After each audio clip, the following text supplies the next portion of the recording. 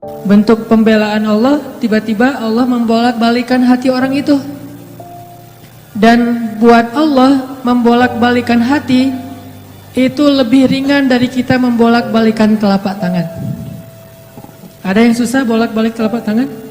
Susah nggak ada kan ya? Gampang banget kan? Segampang itulah, bahkan lebih dari itu buat Allah untuk yuqallibul qulub, membolak-balikan hati. Tangan kita gampang banget nih. Jadi nggak ada yang di mata Allah atau dalam persepsi Allah ada hati yang kayaknya nih susah banget nih dibolak-balik. Jadi kamu mending nggak usah ke situ lagi deh. Saya juga kewalahan ngebolak-balik hati dia. Enggak, mudah. Terus kenapa ada yang dibiarkan, ada yang dibalikan hatinya? Karena ada yang pantas, ada yang tidak pantas. Jika kita sudah punya kepantasan, Allah akan balikan hati kita kepada kebaikan. Allahumma habbib ilainal iman wa zayyinhu fi qulubina wa karrih ilainal kufra wal fusuqa wal isyan waj'alna minar rasyidin. Hafal doa itu? Nanti cari di YouTube lah ya.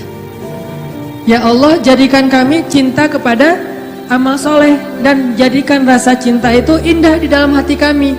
Jadikan kami benci kepada dosa dan jadikan kami termasuk orang-orang yang mendapat petunjuk. Allah bolak-balikan. Gitu juga dengan hati calon mertua. Gimana pun dia ngeblok, nggak boleh masuk lah, gerbangnya digembok segala macam. Cuma gerbang.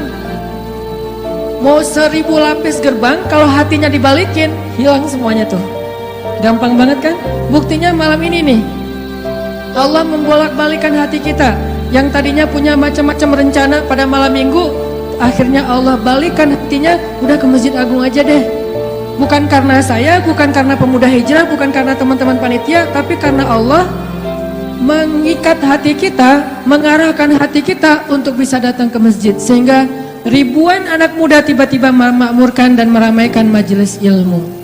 Kalau di ribuan orang aja bisa Allah bolak-balikan hatinya, apalagi cuma satu orang. Ya, ada berapa ribu sekarang? 15.000? Lebih nih Masjid Agung ini daya tampungnya berapa? 10.000 ya? Sampai keluar.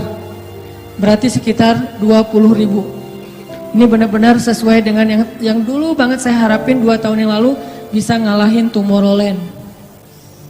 Minimal DWP lah ya. Bisa ngalahin DWP atau kalau bisa Tomorrowland.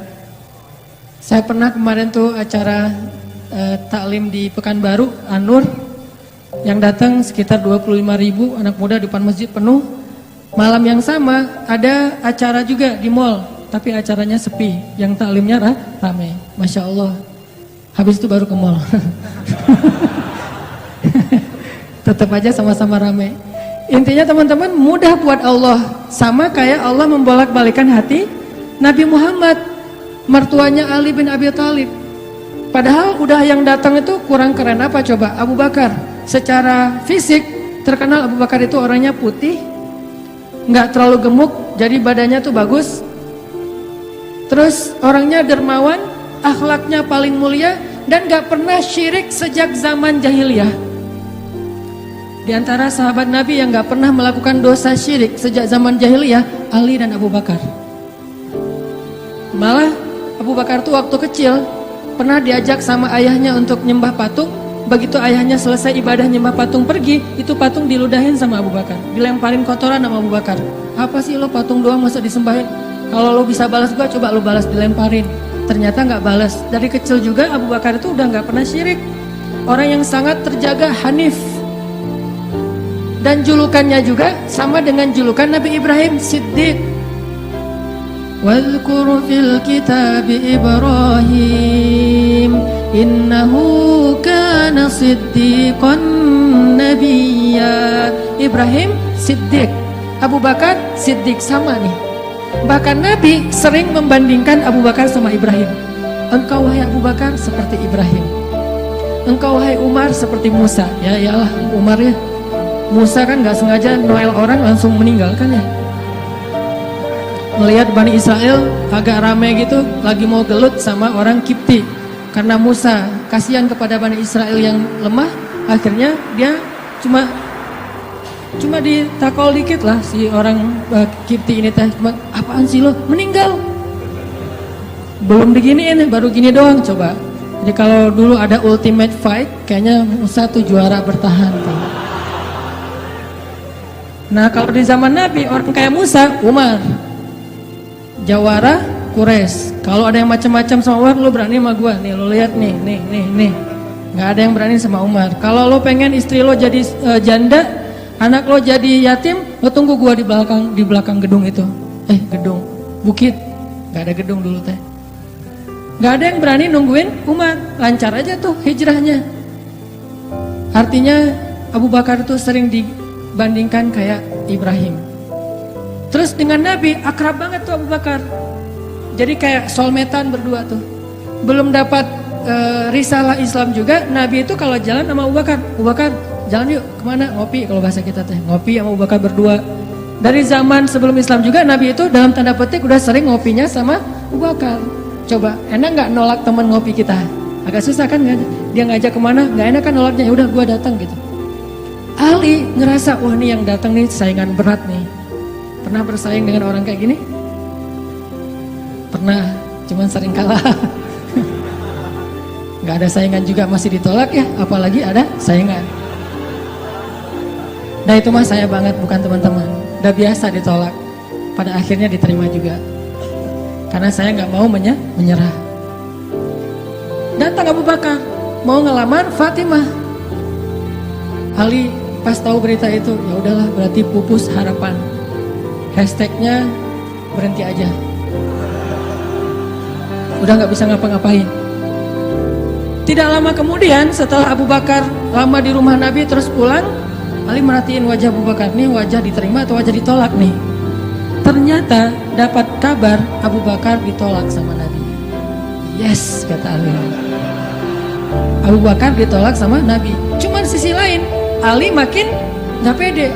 Kalau Abu Bakar aja ditolak, siapa saya? Bahkan lebih ditolak lagi. Jangan-jangan belum sampai di pintu juga, udah Ali pulang aja deh.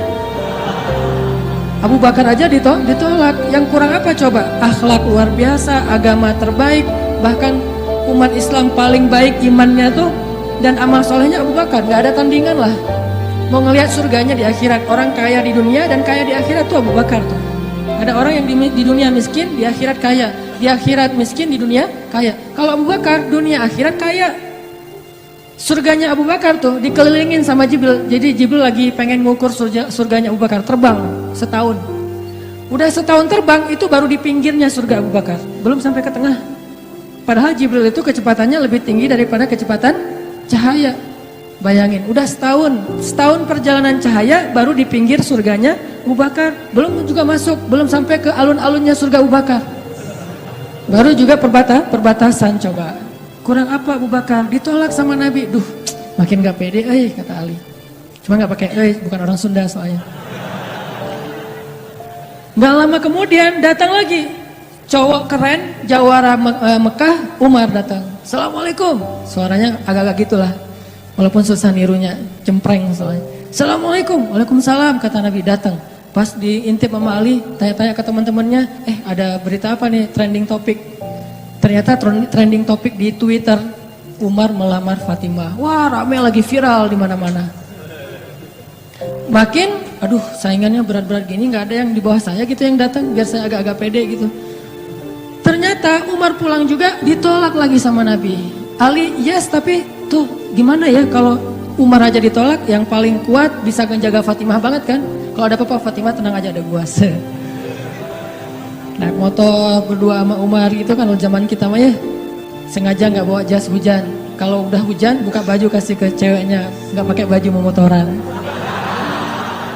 Cowok banget lah itu mah ya. Pulang-pulang sampai ke rumah minum antangin. Umar tuh jawarannya. Nabi kan pasti tenang banget ngasih anak ke orang kayak Umar. Keluar dia singa, di dalam dia kucing Anggora. Maksudnya apa? Dia tuh nggak pernah kasar sama istrinya, walaupun dia keras kepada musuhnya. Kalau dimarahin istrinya, diem aja. Udah selesai dimarahin, udah mah, udah. Ya udah, pergi nyari teman. Mau curhat habis dimarahin istri, pergi ke rumah Nabi. Pas di depan rumah Nabi kedengaran dari dalam, Nabi juga lagi dimarahin istrinya. Nabi juga diam aja. Ini teladan orang-orang soleh. Jadi yang keren tuh bukan yang gampang marahin istri, tapi yang gampang dimarahin istri. Setuju yang di atas? Cowok keren itu bukan yang gampang marahin istri, tapi yang gampang dimarahin istri. Bah, ya ma. Di dalam rumah tuh ya ma. Di luar apa lo? Tuh cowok keren tuh. Pas Nabi keluar, ada Umar. Ya Rasulullah, Umar nggak mau ngebahas, nggak mau komen lah, daripada komentar di blog kan. Diam aja deh gitu. Udah selesai jalan sama Umar. Umar nanya, ya Rasul, saya tadi habis dimarahin istri, mau ngajak Rasul ngopi, curhat, Nabi juga lagi dimarahin. Kata Nabi, bagaimanapun dialah yang mengurus rumah, dia yang mengurus aku, keluargaku. Nabi nyebutin kebaikan-kebaikan istri, nggak mau nyebutin dasar emang perempuan emang kayak gitu ya. Saya tuh Nabi loh, masa Nabi dimarahin, kamu paham gak sih perasaan aku gitu. Enggak, Nabi nggak ngomong kayak gitu. Nabi cuma membicarakan kebaikan istrinya. Umar yang datang ditolak. Akhirnya Ali udahlah, mau kayak gini mah kayaknya udah nggak mungkin deh. Abu Bakar ditolak, Umar ditolak, berarti ada standar di atas mereka berdua. Yang kaya raya ditolak, yang paling eksis berpengaruh, jawara ditolak. Nah saya nggak punya dua-duanya, masih kecil soalnya. Nanti kalau dia udah dewasa, Ali emang jawara juga tuh. Malah gladiatornya Nabi kan. Ketika orang gak berani menantang seorang musuh, Ali yang berani. Saya Rasulullah, saya bukan yang tangan kayak gitu apa cincin. Gak apa-apa kata Rasulullah. Keluar Ali, Allahu Akbar, Allahu Akbar. Orang-orang pada heboh, langsung muncul lagi trending topik hashtag Ali diterima. Coba, kata Nabi, wahai Ali, bergembiralah, berbahagialah. Sesungguhnya sebelum aku menerima kamu, Allah sudah menikahkan kamu.